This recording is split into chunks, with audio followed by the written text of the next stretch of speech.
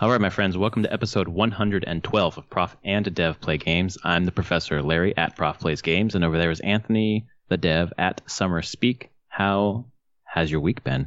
Week's been busy. It got a lot better on Thursday when I got home. Something special happened on Thursday? Something special waiting for me at home. This Nintendo console. Finally. Finally you have a Switch. I do have a Switch. Oh my God, I'm so excited. With its red Joy-Cons. I don't like that part, but that's not mine, so I don't care, actually. So we're going to get to your impressions later in the episode, but just real quick, like what's, stands out the most to you? The amount that I'm playing it just on the couch or in bed. Not to your TV, right? Not connected to your TV? Yeah. No, and actually I have the dock hooked up to my computer monitor. Oh, okay. Because it's easier for me to just, I'm like, I can play it when I'm at my computer in my office. Right. Which is great. And then undock it and take it to the couch if I want to play it while I'm laying there or sitting on the couch or sitting in bed. I've played it like 90% undocked, and I think I mentioned last episode that I've been playing Mario a lot on the TV. That didn't last too long. I just, Wife's watching the TV, or I'm just used to playing the Switch portable. So it's just I'm back to playing portable. Yeah. Oh yeah. That's great. So that's been kind of the revelation, has just been awesome. How much I'm just kind of carrying it around. And it made my Friday commute so much better. Yeah, you had no problem playing Mario on the go, right? No, not at all. Yeah.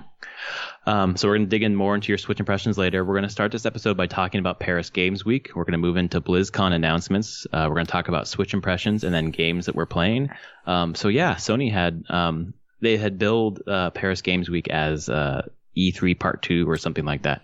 So here we are. We have a ton of announcements from Sony, some new, some not. So instead of like going through chronologically, I kind of wanted to ask you like what stood out to you.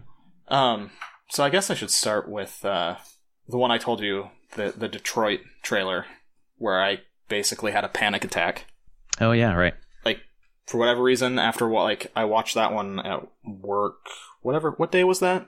This was Tuesday. Tuesday. Yeah, because I didn't get to watch it. No, sorry. It was Monday. It was Monday. I didn't get to watch any of it until I actually got to work because it was the time difference. I was in the middle of my commute when it was live.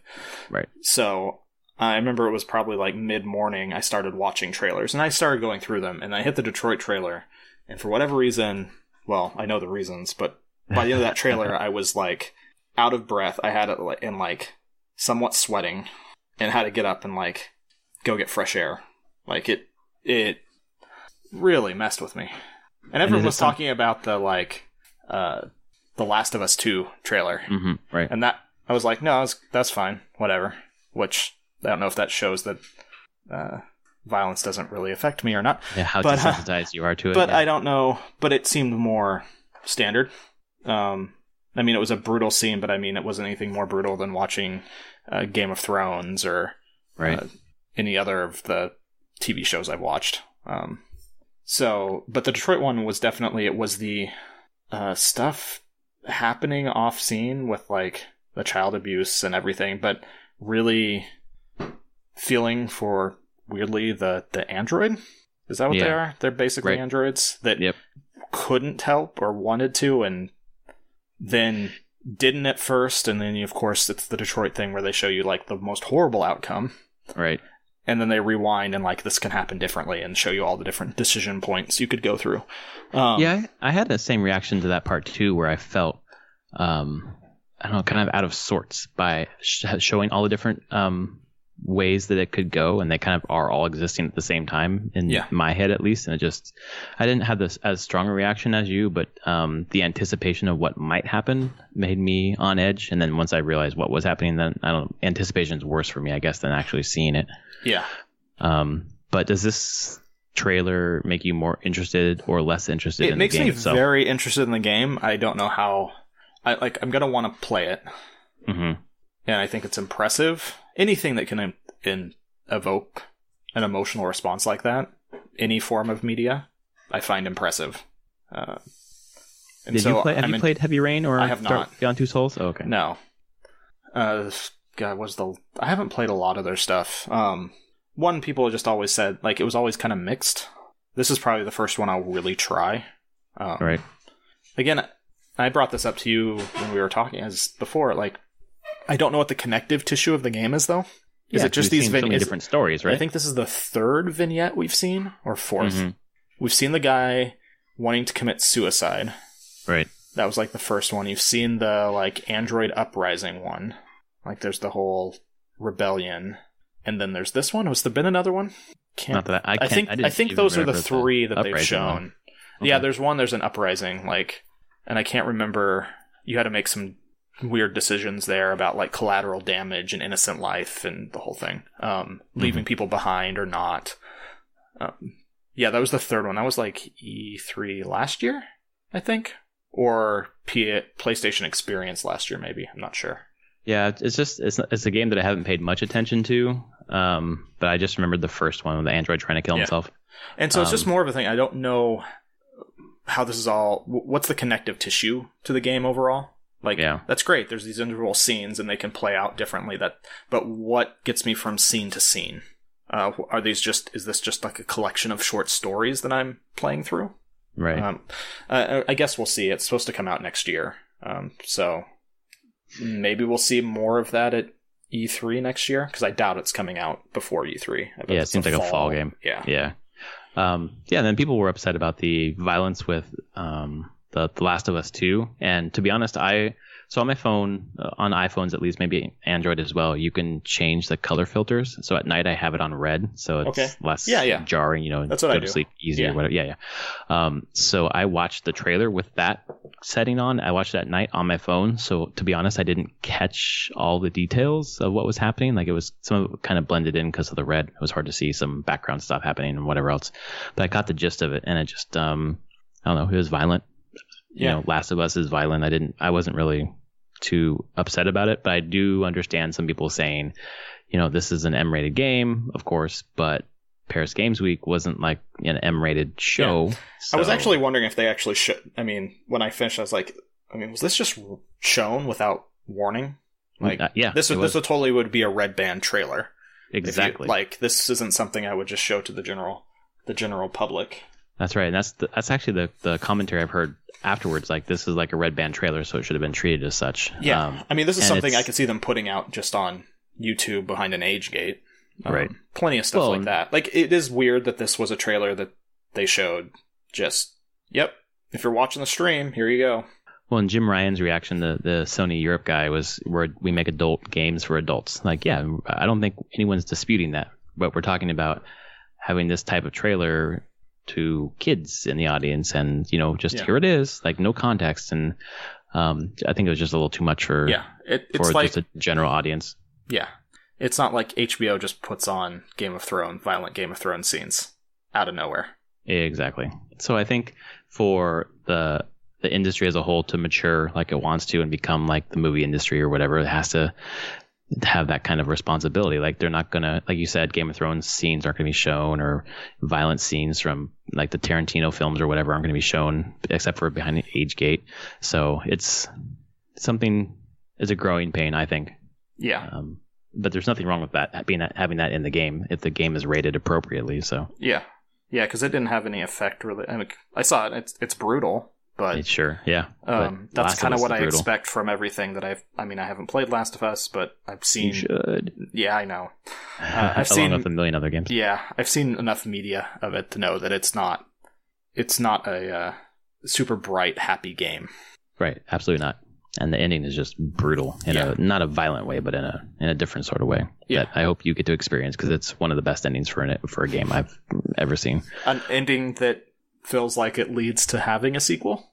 Oh, yeah. Okay. Yeah, I mean, it's not like and then what happens next, but it's definitely like open-ended, like, okay, like this could continue or it could not. Like, a lot of people felt like it shouldn't continue because it was just like so perfect how it was. Yeah. It was unexpected, and just, for some reason it was never spoiled for me, and I don't think it's ever been spoiled for you. No, I have no clue I actually have no clue about the story at all. Cool. Well, thank God. It's, I think, like I said before, put it on easy, just go through. It's for the story, not the combat. Combat kind of gets in the way as far as I'm concerned. So. Fungus zombies, that's what I know. Yeah. I fucking hate zombies, so it's and so, which is interesting that I like this game considering I hate zombies. And I know they'd say they're clickers, they're not zombies, but shut up, they're all the same. They're zombies. They're walkers, they're not zombies. Like, that's the same thing. So, I guess the things that I was interested in from things that stood out to me were announcements from the pre-show. Spelunky 2 and Guacamelee 2, which I was not expecting either one of those. And both of those, I've dabbled in the originals, Spelunky and Guacamelee, and actually I've been playing Spelunky quite a bit recently. Nice. So I kind of got into it because I've heard on a couple of different podcasts people keep talking about it, and I played it before but never really got that far, so I wanted to go back and try it out. But that was a nice, I think almost like a Sony's reaction to people at E3 saying you guys don't care about indies anymore, and then they're like in their pre-show they're like, well, here's a bunch of huge indies that we're going to have on our console, which it's their pre-show, but still it's Spelunky nice to is huge for them. Yeah, Spelunky is an amazing game. Yeah. Have you played it to completion? No. Oh, okay. Not even close. I'm not that good. Yeah, no, me neither. I put a lot of hours into it, though. A lot of runs. Just trying. There's all sorts of weird stuff that can happen in that game, and the amount of content is ridiculous. Well, I've been watching a bunch of speed runs of that game, and it's just like, wow, they make it look so easy. Yeah, it's not easy. No, absolutely not. I keep trying. I'm like, nope, I can't. Nope. Okay. Wow. I must just be really old. Do not have the time to get that good. No. Other one that stood out to me was the Sucker Punch game. Oh yeah, the Ghost of Tsushima. Ghost of Tsushima. Yeah. Which I actually looked up. It's like the history of that island. It's this is really set in the time when that island was attacked by mongrels. Right. So it's a historical game in that regard. It's just not what I expected Sucker Punch to be working on. No. At all. It's a nice reaction to people desperately wanting Assassin's Creed to go to like feudal Japan. They're like, okay, well, we'll do an open world with the Mongols and Japan and this weird island, and let's go. The weird thing, I don't know, not seeing gameplay, it's hard for me to get excited, but I do like the tone of what they're going for. Yeah, I'm just kind of a sucker for that tone and that time period in history and setting. Like I said, Assassin's Creed would have been awesome if they would have gone there eventually. Yeah, I wonder if Which they is will. weird because they set it up in the first game. They actually reference, the first game, one of the rooms Desmond is like once towards the end, whenever you can use your eagle sight in the modern world, you can look at his room, and it's like the previous person there had like, I assume had been written it in blood on the walls and it had been washed away, but you can, with eagle sight, can still see what was written there. Some previous person, and they reference a specific date and location in Japan, which is like during the samurai era. I wonder so if they're like that's why there everyone thought that they were going to do that, and it just has never happened. I wonder if it's foreshadowing for like their last game, like that's going to be the last hurrah in the I don't think there's Creed ever going to be a last game. Most of the stuff that they talked about, because they've given presentations long ago after the first game and the second, and the main people on that, like Jade Raymond and Baptiste, when they were working on it, they talked about like this integrated multimedia franchise that they were creating with Assassin's Creed. There's comics and movies, and and how that all can work and how you control something like that, where each piece can be its own thing but still fit in the whole. Right. And it made it sound like it was never going to end. Like, that was never a possibility. The more that I play of Assassin's Creed, the more I really like those games. I've dabbled in quite a few games, and I've only beat one, but I don't know. The more I read about Origins, the more that I want to play it. And PlayStation was nice to send me a 20% discount coupon today, which is, I'm going to use it. I'm going to buy it. I haven't bought anything else. I'm just going to buy it. Nice. So, so Ghost Tsushima looked really good. I was also impressed with Concrete Genie, which I'd never heard anything about. Nope. Which this kid just like draws things on walls and then they come to life, and it's by what was it? Oh, shoot, what's the development company? It's within Sony. I forget. Media Molecule? No. What is it called? That's going to drive me nuts. I'm going to click and find it. Dun, da, da, dun, da, da. I have no clue. Dead air. Sorry, folks. No, it will be Pixelopolis. That's it. Thank you. Pixelopus. It's Pixelopus. Yeah, Pixelopus. Yeah, which I've never heard of, but apparently they're within Sony up in the Bay Area, and that the game just looks like my kind of game. Really, just took me by surprise. And the other thing that took me by surprise was and made me interested in this game, which I haven't really been interested at all, is playing as Aloy in Monster Hunter World. That was a funny reveal. Yeah, it almost makes it like a, I don't know, Horizon game, because you're fighting big monsters like you do in Horizon, kind of.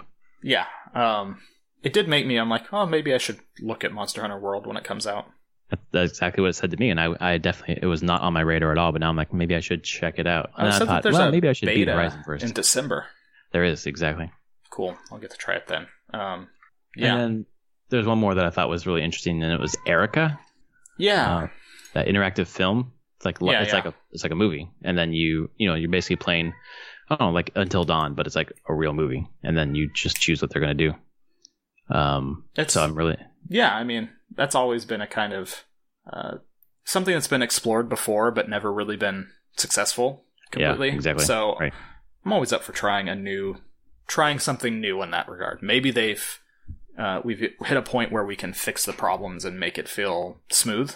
It always felt really disjointed, like choose your own adventure books typically do. Exactly. Well, video games have spent quite a long time trying to tell stories like that through like video games itself, like Until Dawn, Telltale, and then Order 1886. Like they're trying to make it like an interactive movie. There weren't choices or consequences in the order, but it played like a movie basically. Yeah. So I don't know. It caught my interest. So we'll see if it pans out or not. Yeah. I think this seemed like a really good showing for Sony. I think that people were disappointed that there wasn't more in the way of new news, like in terms of like release dates for the games they've already talked about. Like there's no release date still for Detroit, nope. God of War, Spider-Man. No, I feel like those are all next year games though. Yeah, and they've said that several times for 2018, and I think it's just an issue of Sony not wanting to keep push. They'll give a date when they're like, God damn sure it's going to come out. We know when that game is actually going to arrive. We're not going to promise it before we're sure. I mean, because from this, I'm looking at games that we know coming out. Like you said, Monster Hunter World comes out into January. Right. Yep. Shadow of the Colossus remake is February. Yep. Destiny 2 Curse of Osiris is December. Also, Monster of the Deep, the Final Fantasy VR fishing thing is November. But there was a episode Ignis that's coming out, I guess, this month? Yeah, it was soon. Yeah. They really keep pushing content into that game. They are trying to make it like a game as service, basically. Which I think I'm waiting for the season pass to drop so I can come back and play those episodes, because I did like that game, so I'd be interested to kind of finish that world. But I guess they don't want it to finish. No, they need to make up the money that they spent on that thing. That's 10 years of development. Yeah, they've got a lot. They got a lot of stuff to sell to get into the black. So yeah, I think it was overall a good showing. It definitely got Sony into the news a bit more and showed stuff that people were caring about. And this is much better timed now. When is it? This next Tuesday, Wednesday is when Xbox One X drops. It's the 7th. 7th. So when is that? I think that's Tuesday or Wednesday. That's Tuesday. Yeah. Mm-hmm. Yep. So yeah, this was totally. I'd heard that this was changed around to pull stuff from PSX to announce here. Right. To kind of steal some of Microsoft's thunder. To be look at Microsoft's going to be showing off these games, but look at all these exclusives that we have coming out. Right. Here are things you can't play over there. Like they may be able to play multi-platform games like better than any other console, but they don't have all these exclusives, which is a pretty compelling argument for me. Yep. It is a really compelling argument. I mean, because we want to play like good games. Like if Xbox had great games, I'd probably be interested in picking one back up. But I'm like, just give me one. Give me one that I really care about. And what would that be? I don't even know now. It's not going to be a Halo. I know that. Right. It's not a Forza. It's not a Halo. It's not a Gears of War. And they haven't really, honestly, they haven't done enough over the years to incubate new IPs. Right. And that's what's kind of showing now. Like they cut a lot of their development teams like 5-6 years ago and minimized internal development. And we're all about third parties and exclusivity that way. And it's kind of hurting them now. Well, I mean, that's kind of how Sony started off this generation, but that's because they had a ton of stuff going on in the background that they knew would hit in the middle of it. Like, we're getting like, I mean, we've talked Sony about still has 25, 26 internal studios all making games for their hardware. Right. Microsoft has like 4. Right. Yeah, it's just, you can't keep up. Yeah. And Sony, I mean, we've talked it to death that this is like one of the best years we've seen, but it's, compare Sony's year to Xbox's year, and it's not the same. If you only have an Xbox, no Sony, or no PlayStation, no Nintendo, it's maybe not the best year of gaming you've ever experienced, because you don't have Nier, you don't have like Lost Legacy. What else came to Sony? Neo. You don't have Neo. Yep. So there's a lot of things you don't have if you only have an Xbox, which sucks, unfortunately. It does. Because even Nintendo, is just hitting it out of the park. I mean, I'm not a fan of ARMS, or 1-2 Switch, for example, but it's been a great year for them too. Yeah. Well, it just takes 2 very specific games. Yeah. And just the cadence for Nintendo, like with just as a Wii U owner, long-suffering Wii U owner, was just like there was nothing coming out. So I ended up getting a PS4 just because I wanted to play some new games. Yep. So that's Paris Games Week. From everything you saw, is there something that looks like a must-buy for you? Must buy? Yeah. Like day one buy, I guess is what I want to say. I mean, it's always been kind of probably a day one buy, which is God of War. Uh-huh. Did this make me change that? No. Yeah. Like, I want to play that. I feel like it's in good direction for that franchise. And I'm curious, with a new team behind it, what they're doing. So yeah. Beyond that, I mean, Last of Us 2 probably would be if I had played the first one, but I'm not going to touch part 2 until I play part 1. Right. So you got some time, man. Yeah. There's some, I don't know. I don't want to commit to anything is my thing. Like, yeah. It's still leading up to games now. I'm so much more cautious and looking at like general reactions now. Right. And waiting to see what people think. Yeah, kind of. Just because I feel like I've been burnt enough times, and I also just don't have the disposable income to just buy like 3 games in a month. Right. So I really would I prefer not to get burned on a game, because I'm just like, well, crap, I can't. You just wasted that money and you can't. Basically. I don't feel like wasting money on things that aren't something I really want to play. Right. Yes, the thing that I've realized with GameFly has been so great is that several of the games that I've gotten, like even Destiny 2, which I'll talk about later, like it's great, really good, but I probably wouldn't have wanted to buy it, to be honest. Because how much time I'm going to spend with it probably wouldn't equal the $60. Yeah, but when we're talking about spending money, we had BlizzCon, and they showed a lot of stuff where you don't have to spend money. They did, surprisingly. I think for me the biggest surprise was StarCraft going free to play. StarCraft 2 specifically. Yeah. Do you have the details of that? Yeah, it's the base. It's basically the original StarCraft 2 release, which was called Wings of Liberty. Okay. So it's the Terran campaign is free to play plus co-op and multiplayer, I think. I'm almost certain multiplayer is part of it. And do you remember how long that campaign is? That's like a meaty campaign, isn't it? It is meaty. I mean, it's not like hundreds of hours or anything, but I think it took me I think it's 12 to 15 missions, and the later missions, like, they take a while and they're interesting. Like, the scenarios are really interesting. It's great level design and mission design. Right. I think it probably takes 15 to 20 hours in a campaign. That seems like a lot of content for free. Yeah, I mean, it's a lot of free content, and then you can also play, like, multiplayer and anything like that, so... Did they say when this is going to be free? I didn't see if they gave a specific date, but I think it was later this month. I'm almost certain that it was sooner rather than will soon be free to play. I might just be adding that it's this month, but yeah, it is November 14th. I did see that. Oh, that's cool. real close. A couple weeks. Okay. Yeah, and you can play Wings of Liberty campaign for free. you will be able to access ranked multiplayer and unranked play versus AI play. So, I mean, it's basically the base game for free. Right. If you want the Zerg or the Protoss campaigns, you will need to buy those. Right. What's funny, because this is my friend Brad here, we have talked about doing StarCraft 2 online multiplayer together, and I just haven't, pulled the trigger to get the game yet. Well, now you don't have to pull any trigger. Right.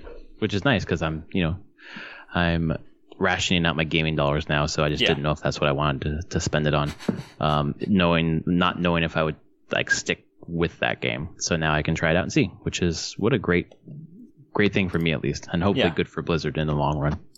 Yeah, you have that was free, and then they announced Hearthstone's next expansion, Kobolds and Catacombs, which of course has a bunch of cards, but it also now has a free single player mode where you pick a deck, and I don't know if it's like a base deck or how it works, but it's called Dungeon Run. You'll face 8 bosses, random bosses, and if you beat them, you get a selection of cards to add to that deck. You get 3 sets of 3 cards, and you can take one of them into the next match.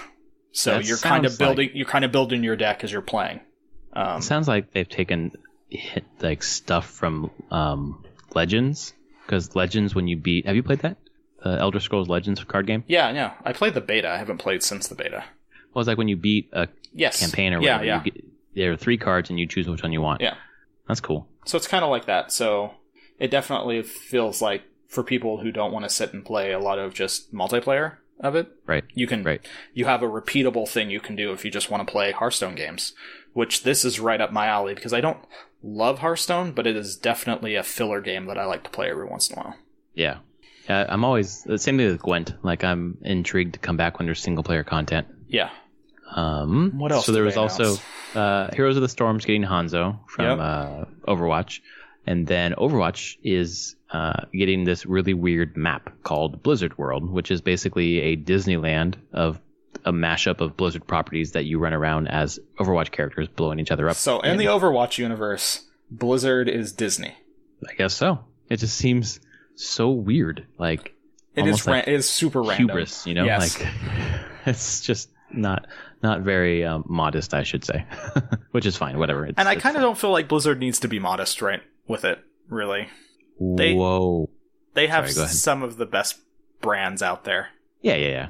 So they definitely deserve they can have a little victory lap. Yeah, exactly. It's about time. They've had the years and time put into, and I know that people that play Overwatch and like Blizzard's games will find tons of Easter eggs in here and be super amused.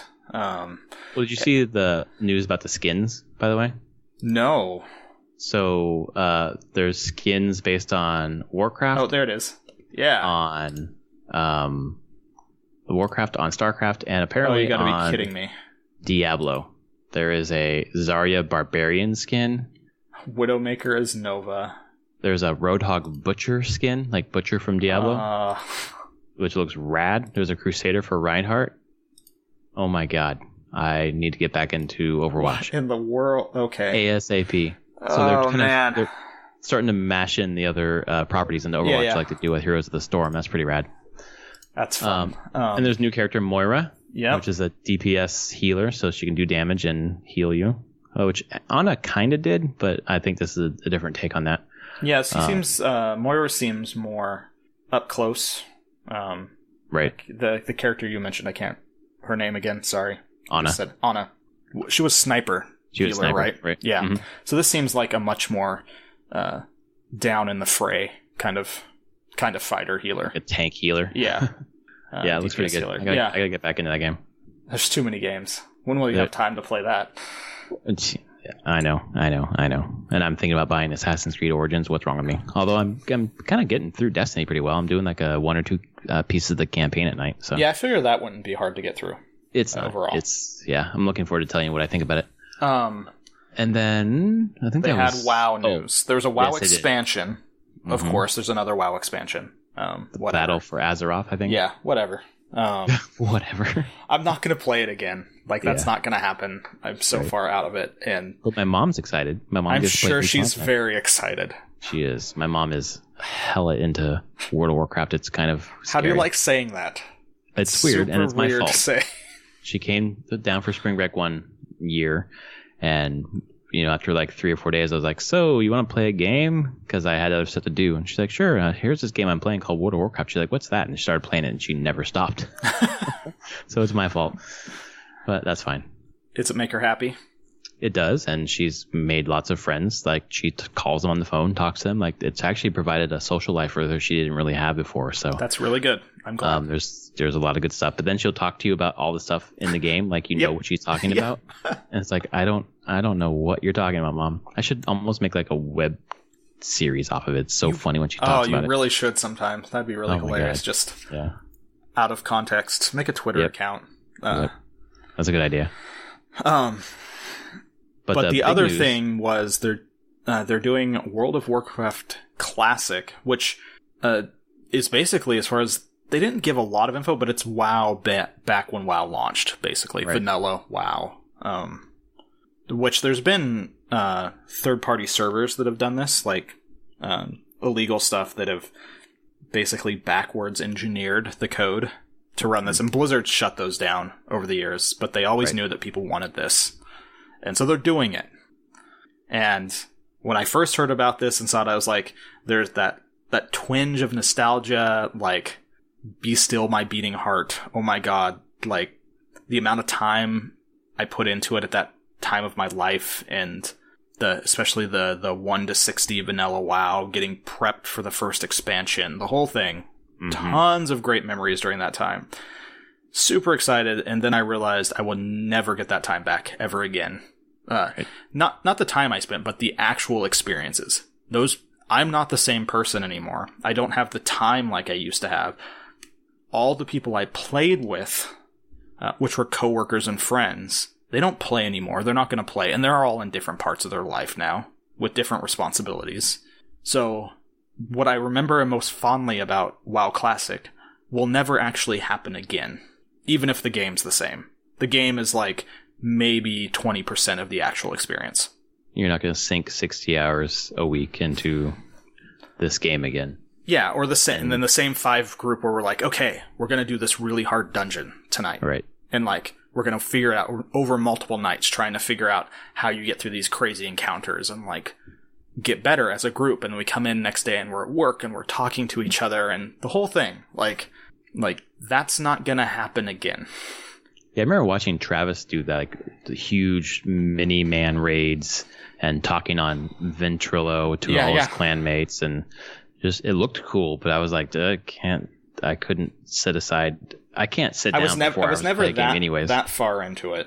Because I wasn't doing like raids. We eventually did raids, but we did 5-man group. Mm-hmm. But in the original WoW, there was like really hard 5-man dungeons that would take a long time. Like they would have branching content basically.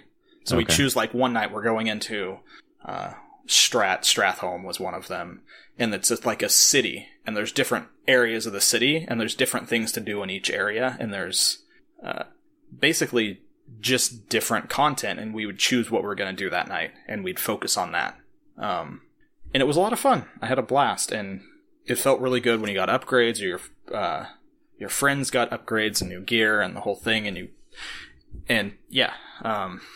super entertaining. But again, the actual most entertaining part was the people that I was playing with. Right. And those memories, not the game was just there to facilitate that. So are they charging like a new, like do you have to buy the Classic? I have no clue. They haven't announced anything like that. No, there's almost no details. Yeah, just like, hey, this is coming. Yeah. Cool. Yeah, that's a lot. There's a lot of news. I guess BlizzCon is over, or is there still a Sunday? Like more stuff coming? I don't remember if they do Sunday anymore. I know I think it's just 2 days. I think it's Friday and Saturday. Oh, okay. You don't buy the virtual ticket, right? No. Okay. And it's been years since I went. I went 1 year. Right. And it was amazing. I had a blast. Yeah, I mean, if you were really into Blizzard games, this would be like Mecca. Oh, it was great. And again, I went with my friend Carl and coworker Tyson. Met some other people that we were raiding with at the time down there. That's when we were people from, it was like PopCap people, and then the other part of our group was from Maxis. Like the Sim City, or yeah. Oh, okay. A group from, so I met a bunch of them down there. Cool. And we just had very expensive food and wine. Yeah. And drank a lot. I met a lot of Blizzard employees there. Gushed at them while drunk, because that happens. Okay. I love your stuff. Yeah, actually, and they're like, "You're from PodCap? We love your stuff too." It was great. That's cool. It was a lot of fun. But going like, wow, I grew up on your games. So that was weird. I met Felicia Day when I was down there. Nice. That was crazy, because she was doing the guild stuff, and she was just in a hotel lot. Like a lot of the guild people, before it was super big, were all in like the same hotel lobby, just mingling. And so I remember that. I got pictures with all of them. So yeah, I mean, BlizzCon was awesome. BlizzCon is a ridiculously fun time. I tell you, this child, let's see, when our kid was born, we went to these basically newborn classes. It was a series of 8 classes. And one of the women who were there was there. Her husband was there one day, and we were talking to them. And he's not there that often because he just got a job in Irvine. And I was like, "You got a job in Irvine? Do you work for Blizzard?" He's like, "How the hell do you know that?" Because that's the only thing in Irvine. That's the only thing in Irvine that I know. So he does QA. He was doing QA for Sony, and then he just got a job at commensurate job, I guess, at Blizzard. So nice. I know someone who works at Blizzard. Yay! Awesome. Also, weird story. I was at a comedy club down here, and there was a guy. It was an improv comedy club. There was a guy leading the comedy club, and they all wear track pants when they're doing this comedy stuff. And this guy's penis was just on display. Like, you were in the front row, you just couldn't not see this guy's penis. Turns out he works for Blizzard too. So, Mr. Blizzard man with your penis, just you're like, you should not wear track pants. Just wear like 4 pairs of underwear or something. Yeah, something. Bag gear would be better. Yeah, it was really, really distracting. So yeah, there's my Blizzard stories. There you go. So with that, let's get into stories about you and your Switch. I want to hear everything. So everything. I mean, it came while I was at work on Thursday. I got the message that it was delivered. Oh my God. I got home. My son had brought it inside. He's like, "What's that?" And my wife and I are both very much like, "Oh, it's just a package for me."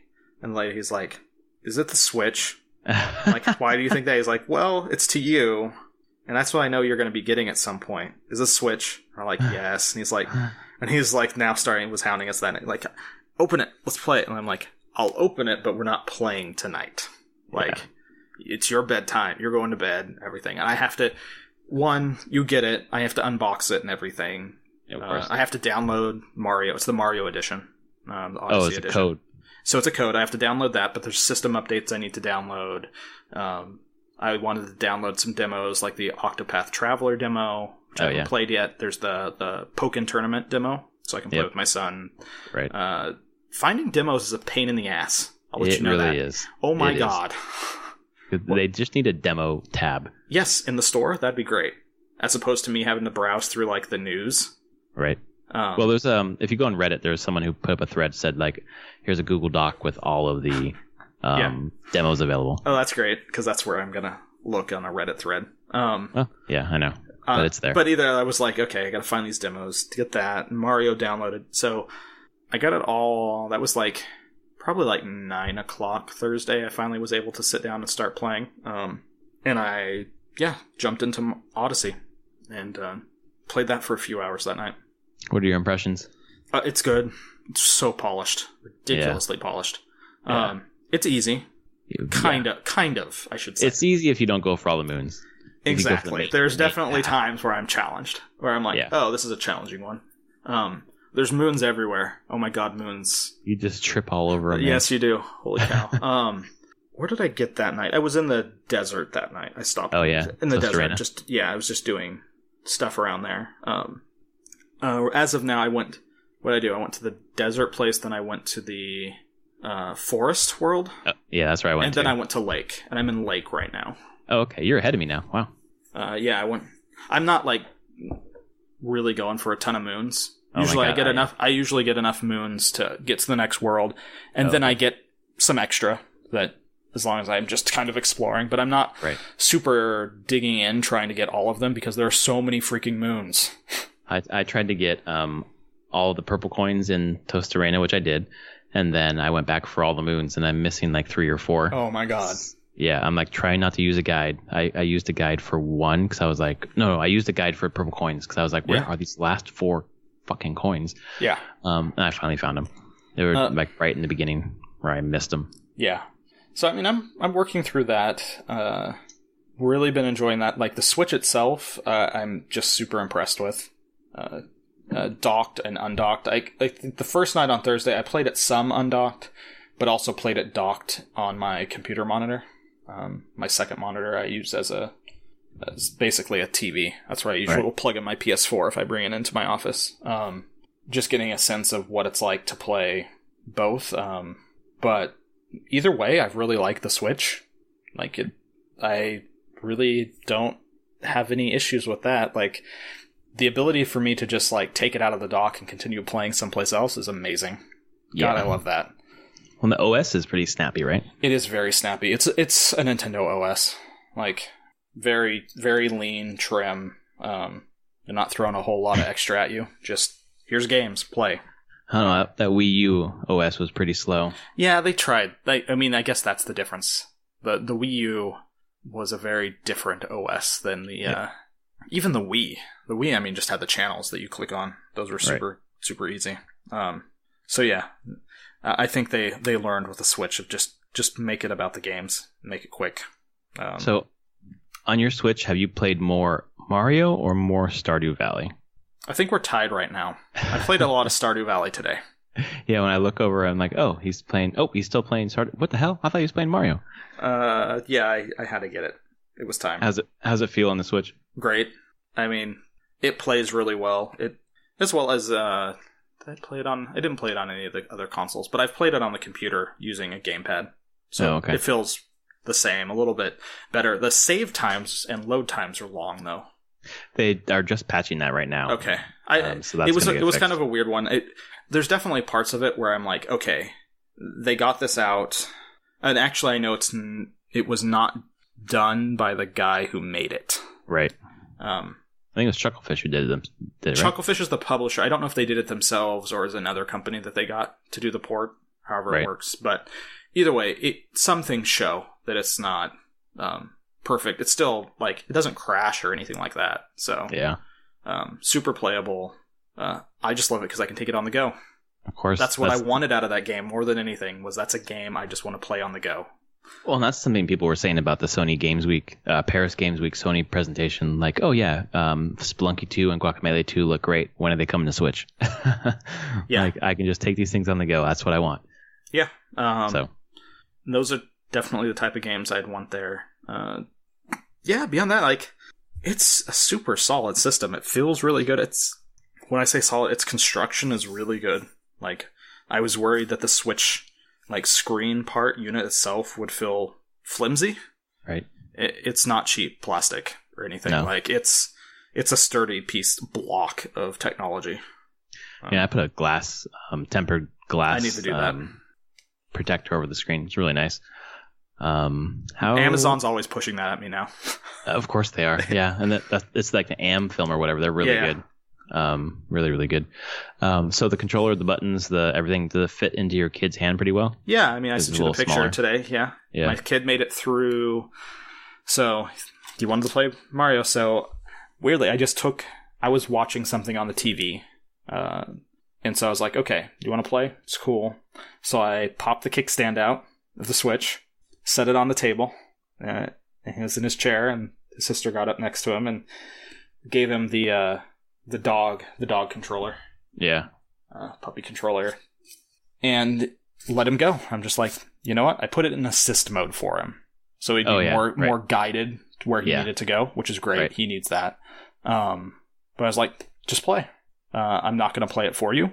I will, if you have a question of where to go or something, I'll answer it, but you control it yourself. I'm not going to take the controller from you.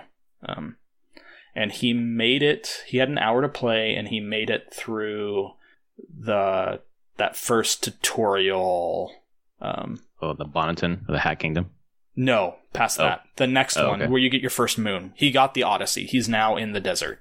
Oh, wow. He stopped in the desert. He beat the boss all him. It took 2 tries.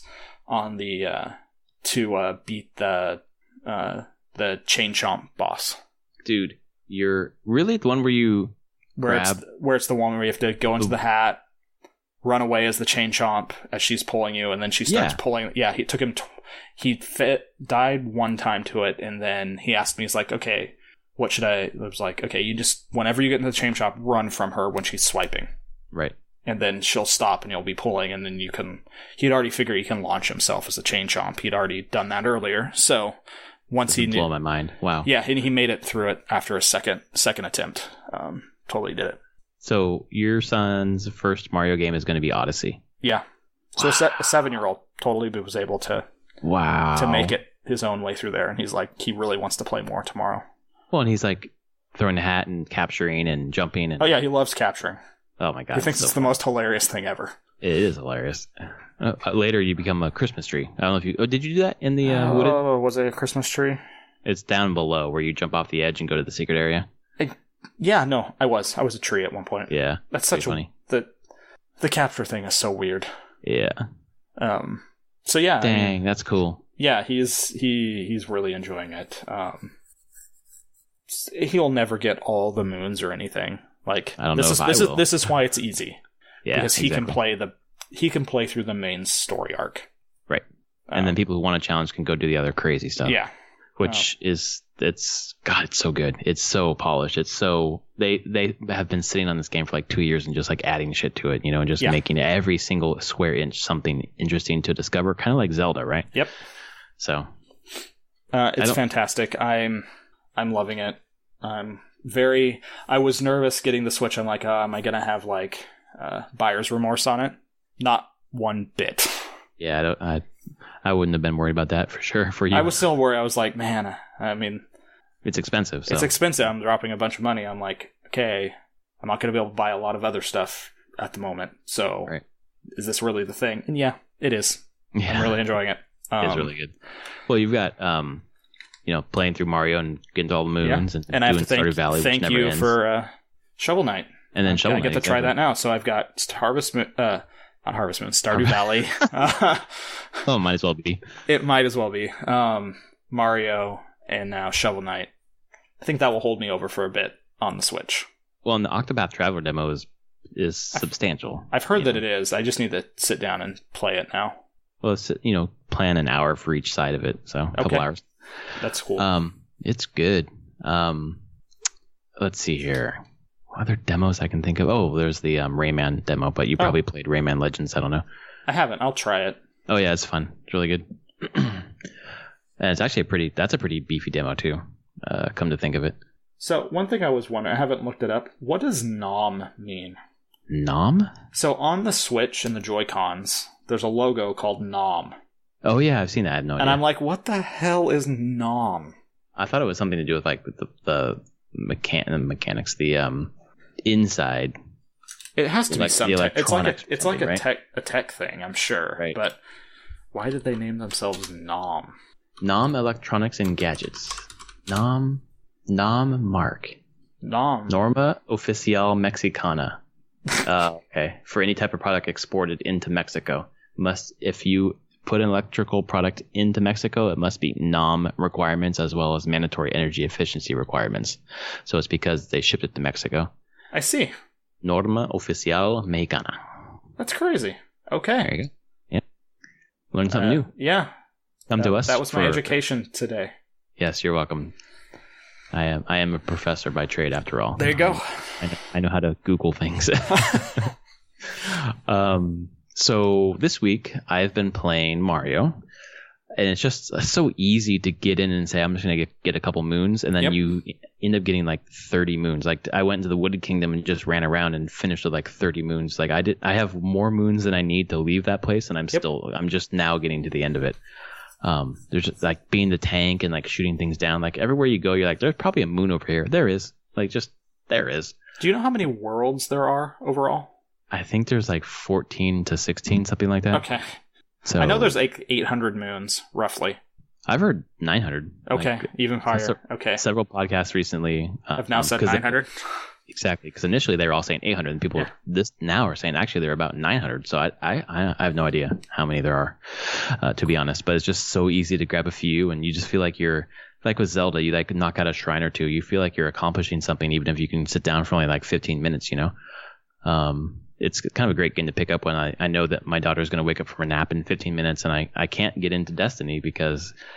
The other game that I'm playing, Destiny 2, I realized why I wasn't very excited about picking it up. Not because it's not great. The campaign is really good so far, and the music is outstanding. Like, it is a really good soundtrack, but it's a pervasive online world, so I can't pause this game.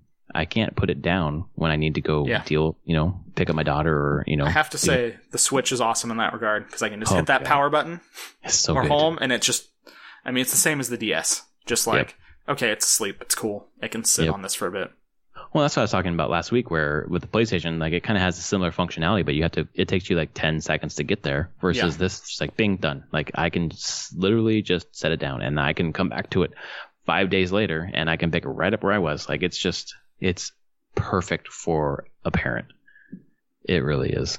So yeah, Mario, just so many smart puzzles and just, some of the stuff's easy. Some of the stuff is a lot more difficult. Some of the getting all the coins, like some of the places where the coins are at, I've been trying to get these 3 coins in the woodland area, and I just can't figure out how to like get over there. Using my hat jumps tricks. Oh yeah, they're easy to see. It's just hard to get to them. And then I felt really smart because there was this when you get the first tank, maybe I turned around and I saw way up high. There was a ledge sticking out, and there are 4 coins shooting out into the like open air. Yeah. And I thought, could I shoot my tank bullet or whatever, my cannon at it, and see if I collect it? And sure enough, I shot it, and it collected it for me, so I didn't have to climb all the way up there. That's awesome. Yeah, it was really cool. I think there's like 2 or 3 ways to approach most of the puzzles in the game. And then I've been playing Destiny 2. I'm probably a fourth of the way through the main campaign. It's an improvement over the Destiny 1 campaign for sure. I got it from Gamefly. I'm probably going to spend about 10 hours with the campaign and then never touch the game again. I don't need any of the multiplayer. I'm not interested in even like exploring too much. I really just want to like mainline the story because I feel like it's pretty interesting to me. And I feel like the cutscenes and the story that's going on, just like taken on its own is really interesting. I don't know if it's filling out like the greater lore for me, and I don't really care, but the story itself is good. I think it's definitely worth, if you're a Destiny fan, it's definitely worth taking a look at it, but I don't, as much as I feel bad saying like, it's only worth a rental, like I feel like, people should be paid for their art and you should buy games that you really want to play, but this isn't one I'm going to spend a ton of time with. So as opposed to like Assassin's Creed Origins, like, if I'm only going to buy a couple of games, like Mario is a good choice because I'm going to play the crap out of that game. Assassin's Creed Origins is a huge game that I'm going to spend a ton of time in, just like I did. Like Syndicate, I've spent just hours and hours and hours and hours with that game because it's so good. But Destiny 2, I'm not going to do that. You're like, I'll get through the campaign, maybe do a little bit more, but yeah. And in Destiny 1, I played, I think it's 30 hours total, which I know is nothing compared to what other people played, but I mean that was a significant amount of time. But that's the reason why I bought the PlayStation. Like I bought into that hype 100%. But I don't feel like I spent as much time as other people did. Like Travis, I think he said he spent like 1,000 hours on Destiny. That wouldn't be hard. Like games like that, it has to. Certain people, the reward loop, the feedback loop is going to click for them. Right. It never clicked that hard for me. It clicked some. Right. But I burnt out of it pretty quickly. Unlike when we were talking earlier about WoW, where that kept me engaged for like 6 years. So it's crazy you played that for 6 years. I did. Oh my god. Well, it's the same thing with Diablo 2. Like it grabbed my cousin and I hard. Like we played that for years, and it was that's a single player. And I can still go back and play those games, and it's just Destiny didn't grab. I wanted it to grab me like that. It just didn't. And there are just parts of it, and 2 that I don't think solves my issue which was that the stuff I was doing just started to feel really boring. Like, I think it's going to be the same thing. It's the same exact thing over. Yeah, I might have these things, these dailies that I want to do, but it's the same thing all the time. And I don't think I'm in the same place anymore where I feel like doing that. So Plus, they've tried to like contextualize, like, remember the beacons you would get and then do like these, whatever. They were so boring. They've tried to contextualize it in 2 where it's a little more interesting, but you can kind of see behind the curtain a little bit. But the campaign is certainly worth it. Like if the campaign was released on its own for $30 or whatever, I probably would buy it because I think it's that good. But I don't want all the other stuff, and it's not worth it to me. So yeah. So I don't think you'll get to it because there's so much other stuff to play. Yeah. But yeah, and then I guess next week I'll have played a little bit of Origins, and I can I'm very curious about that. God, it's just like so many people have said like this. It's like Assassin's Creed and The Witcher got together and had a kid and threw a little bit of loot from Diablo, and that's Origins. Like the story is a little bit wonky, but the history, the setting, the world, it's just like I know I'm going to get this one day, and then to get thrown a coupon, I'm like, yeah, I'm spending that. Nice. So yeah, I did not get thrown a coupon. You didn't get it in your email? I haven't gotten any coupons. You didn't get an email from PlayStation? Nope. Just the weekly, like, hey, here's what's going on in PlayStation email? Maybe I'm not. I unsubscribed to most of those things, or never subscribed in the first place, so I never probably even would get a normal, like, newsletter. Right. Yeah, so they offer coupons in the newsletter every once in a while, so people... That might be a reason why I should stay on that one, but... Well, there are people on Reddit who are like, yeah, I've signed up for that and I never got it, and to be honest, when they've let us know that there was, coupons or whatever in the past, I look in the newsletters and I never had them. This is literally the first time it's ever happened where I actually had it too, and I was just like, yeah, nice. Because the pre-order bonus for Amazon is $20 or 20% anyways, and it's the same thing, and I can just get it digitally. So, I felt the same way with Shadow of War, but that's waned, but Origins has not. So I know it's a game I'm gonna want to play and dig into. So yeah, I feel good about making that purchase. Yeah. Yep. So I guess next week we're gonna I think we should take our time, but I think we'll probably both have gotten through the campaign by next week. Of Mario? Yeah. Maybe? I really don't know. Like, that's my thing. Like, when you say there's 14 or 15 things, I'm like, I have no clue. At the pace that I'm going, that might take me 2 weeks. I'm not sure. Right. Yeah.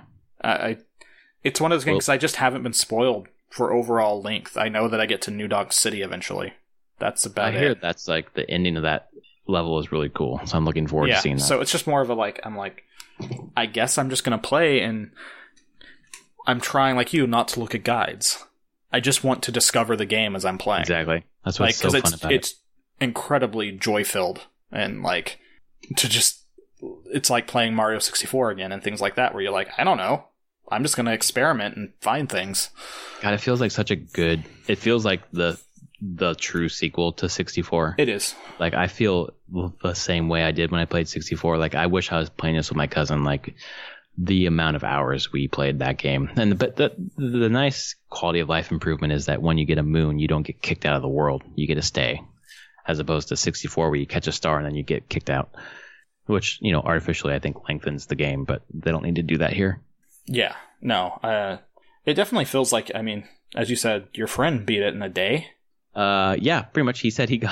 Brad said he got the game. What is today? Saturday? We're recording Saturday. He got the game Thursday, beat it Friday. It's like how many hours though total? He didn't say exact. I asked him. I don't think he told me, but he said that he ended up with 130 moons or something like that. Okay, so he was really just doing bare minimum moons through. Yeah. Yeah, he said that he's not really like collectathons don't really hold his attention. So he likes Mario, likes the story, or likes the main campaign or whatever. But I think there's way more to the game than just that. So yeah, I just want to I'm gonna play this game for years, because you're just trying to by the time I get all the moons, it'll be a long time from now. Yeah. Same thing with I've only beaten 60 of the shrines in Breath of the Wild. So. Oh man, I gotta get back to that too. And Xenoblade Chronicles 2 comes out. Yeah. So there was that game. I don't know if you saw. There was the indie game coming out where you date your swords. Do you see this thing? What?